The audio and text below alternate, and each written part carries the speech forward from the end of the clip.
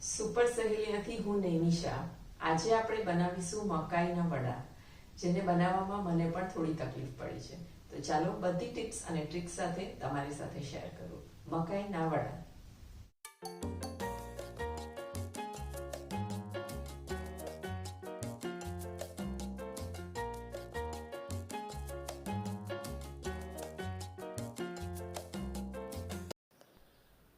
500 ગ્રામ પીળી મકાઈનો લોટ લઈશું, જે આ પ્રકારનો માર્કેટમાં મળે છે અને તે હલકો કકરો હોય છે.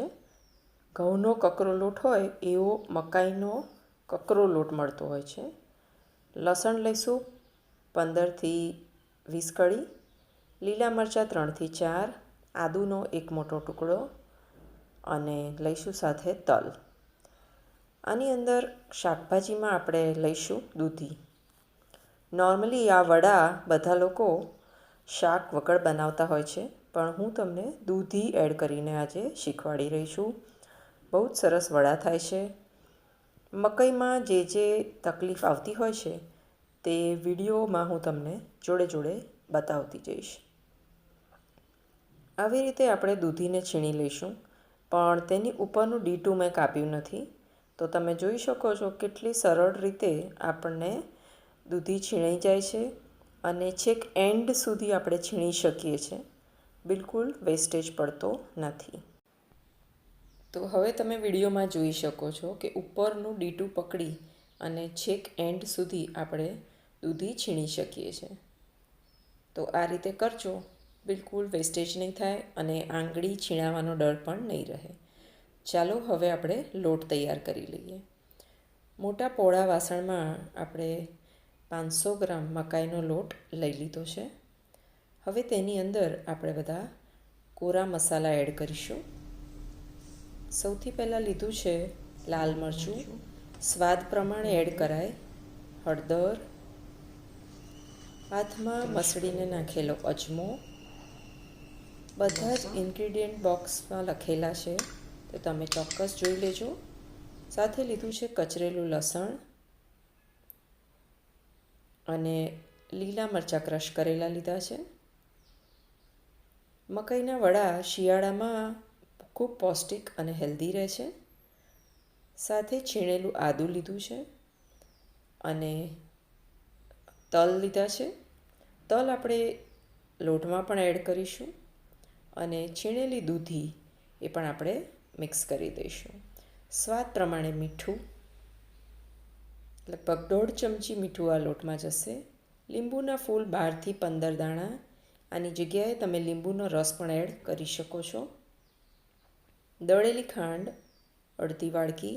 આની જગ્યાએ તમે ગોળ પણ એડ કરી શકો છો, પણ દળેલી ખાંડથી ઉપરનું પડ ક્રિસ્પી થાય છે, એટલે હું ખાંડ નાખતી હોઉં છું. સાથે લીધો છે તેલ. તેલનું મોણ લગભગ 2 મોટા ચમચા મેં આની અંદર એડ કરી લીધું છે. મકાઈના લોટમાં બિલકુલ પાણી નાખવાનું હોતું નથી, એટલે નોર્મલી આમાં કોઈ શાક પણ લોકો એડ કરતા નથી. પણ આપણે આજે દૂધી નાખી અને મકાઈનો લોટ બાંધીશું અને તમે જોઈ શકશો કે કેવો સરસ લોટ બંધાય છે. અને સાથે થોડી તકલીફ પણ મને પડી છે મકાઈના વડા બનાવતા, તો એ પણ હું તમારી સાથે વિડીયોમાં જ શેર કરું છું.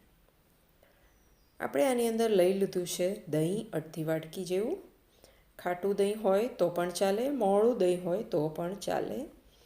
હવે આપણે મસળીને લોટ બાંધી દેવાનો છે. બિલકુલ પાણી નાખવાનું નથી, એટલે લોટ થોડોક કડક રહેશે અને આપણે એવો કડક લોટ જ બાંધી અને 4થી 5 કલાક માટે પલળવા મૂકવાનો છે. અને 4-5 કલાક પછી આપણે લોટને શું કરવાનું છે એ આપણે ત્યારે જ જોઈશું.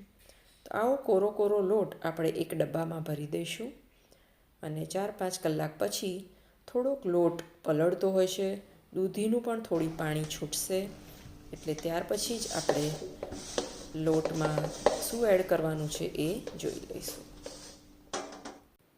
લગભગ 12 વાગે લોટ બાંધ્યો હતો અને 4-4:30 મેં તેને ખોલ્યો અને હવે હું તેને જોઈ રહી છું કે લોટ થોડો ભીનો તો થઈ ગયો છે, આપણે મસળીએ તો મસળાઈ પણ રહ્યો છે અને તેના વડા બનશે કે નહીં તે હવે આપણે જોવું પડશે. ચાલો તો લોટને આપણે સરસ મસળી લઈએ. એમાં અડધી ચમચી ખાવાનો સોડા અને થોડુંક પાણી એડ કરી લોટને સરસ રીતે આપણે મસળી દઈશું. તેના માટે ફરીથી આપણે કથરોટના પહોળા વાસણમાં લઈ લઈએ. હવે વડા બનાવવાનું ટ્રાય કરીશું. મકાઈના વડા બહુ પાતળા તમારાથી થેપાતા નથી અને હું ટ્રાય કરું છું કે મકાઈનું વડું ફોર્મ થાય, પણ આજુબાજુ ક્રેક્સ પડી રહી છે એટલે ફરી મસળીને તેને બનાવવાનો ટ્રાય કરું છું.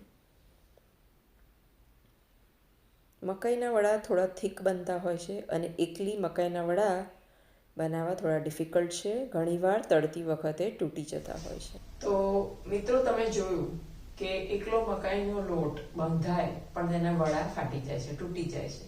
તેના માટે બાઇન્ડિંગ માટે આપણે થોડો ઘઉંનો લોટ નાખવો પડે છે. તો એટલા માટે જ આપણે પહેલેથી નથી નાખ્યો કે જેટલી જરૂર પડે એટલો જ નાખીશું તો જ આપણને પ્યોર મકાઈના વડા મળશે.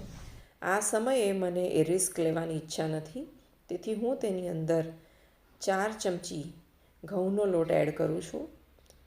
ઘઉંના લોટને લીધે એને બાઇન્ડિંગ મળશે અને મારા વડા સરસ તૈયાર થશે. તો આ રીતે તમે મકાઈના વડા બનાવશો તો તમારા પરફેક્ટ બનશે. ઘઉંના લોટ પ્રમાણે થોડુંક મીઠું એડ કરું છું. બાકીના કોઈ મસાલા એડ કરવાની જરૂર નથી. ચાલો હવે આપણે આને થોડું પાણી નાખીને લોટ બાંધી દઈએ. ઘઉંના લીધે ગ્લુટન મળશે એટલે વડા સરસ ફોર્મ થઈ જશે. ચાલો તૈયાર કરી લઈશું અને એક બાજુ આપણે તેલ તળવા માટે મૂકી દઈશું.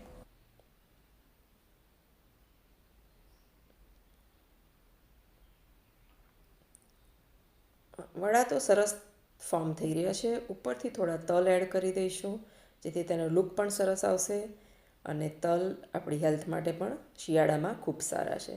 મકાઈ અને બાજરીના વડા શિયાળામાં ચોક્કસ બનાવો, હેલ્ધી રહો.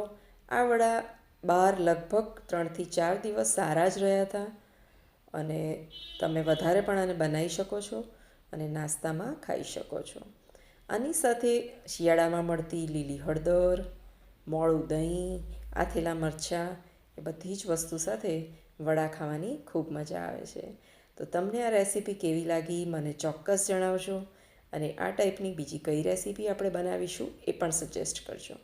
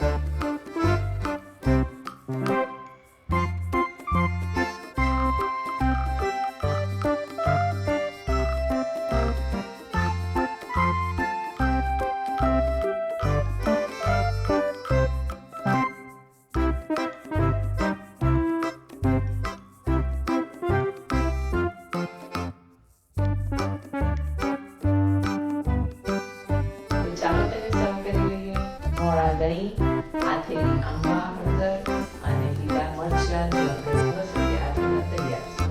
ચાલો તમે મારી સાથે